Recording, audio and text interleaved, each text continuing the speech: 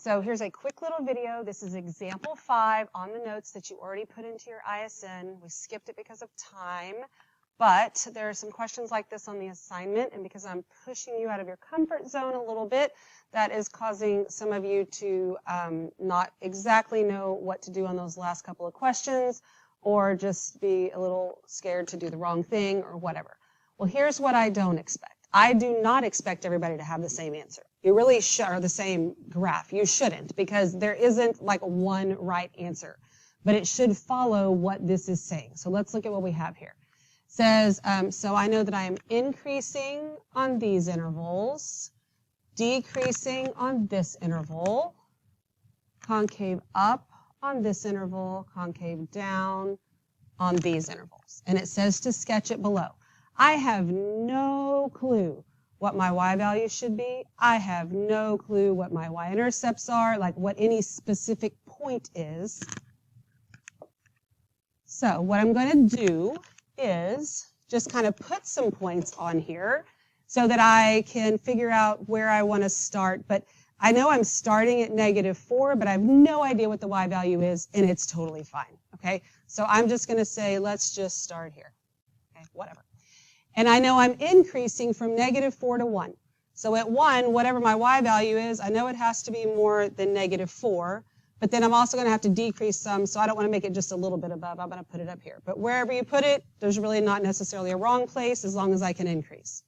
So I'm going to increase from -4 to 1, and then I decrease from 1 to 5, so 5 has to be less than that, right? And then I increase again from 5 to 7. So I feel like if I connected those dots with a curve, right, I would be increasing and then decreasing and then increasing, okay? But I also have to worry about the concavity. So it says it's concave up from 3 to 6. So if I'm concave up from 3 to 6 and then concave down from 3 to 5, then I'm going to have a point of inflection when x is 3. So I'm just going to put a point there so I have something to aim for when I try and make my point of inflection. And then it's concave down from -4 to 3. So I think I could do that, right? And then also from 6 to 7. So since I'm concave up from 3 to 6, I'm also going to have another point of inflection somewhere right about there, okay? There's really no rhyme or reason to my y values, except I know it has to be greater than or less than something else. So now I'm going to try and think through what I have and sketch it in, and then I'm going to check myself. So before I start this, I know I'm starting at -4. I'm going to be increasing to 1 and decreasing to 3, and it's supposed to be concave down that whole time, okay? Oops, I better change that. Concave down from -4 to 3. So if I do that, I can make it look concave down like that, okay? Then I'm decreasing from 1 to 5, but from 3 to 5, I have to be concave up, because I'm supposed to be concave up 3 all the way to 6, and then I'm supposed to be concave down here. Okay? So since I put my points there, I've just kind of connected it. So now I'm going to double check myself. I am, let's look at this, supposed to be increasing from -4 to 1. Oh, nope, I started decreasing, didn't I? I better start over. Okay. I went too high up there, right? And that might happen to you too. So I'm increasing. I'm increasing to here. Then I'm decreasing. It looks something like that. Okay. So if you sketch it in the first time, I would highly suggest use pencil so you can redo it. Okay. So now let me double check myself again. I am increasing from -4 to 1. And from 5 to 7. Okay, y'all agree with that?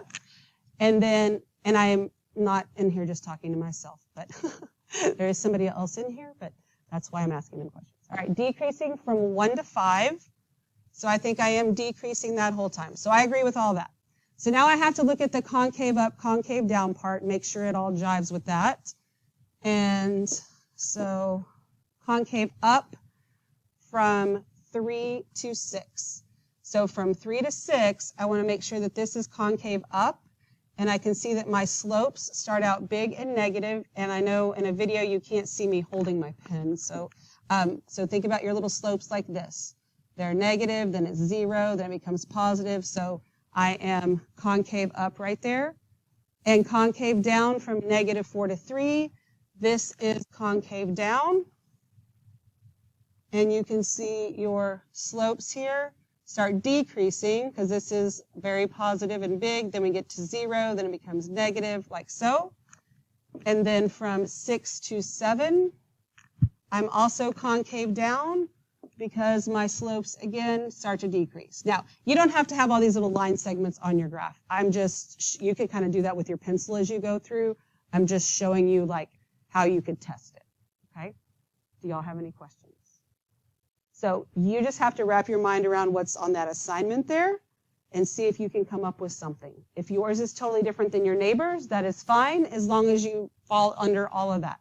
I could have started below the x-axis. I could have made it higher, lower, whatever. But if you notice that first time when I went way too high, I had to go, oh, wait, that means I'm decreasing there. And maybe you draw yours out and your friend draws theirs out, and then you like look at each other's and see if you agree with each other and go from there. I think it's the last 2 on the assignment, isn't it? Yeah. 6 and 7 on the assignment because it asks you to just sketch it. And I just realized on here also where I got this from, the increasing interval, they have the closed intervals. But remember I told you that's where you could kind of, increasing, some people think it should be closed. But really we're going to do them all open just to make things easier. But you might see them closed sometimes.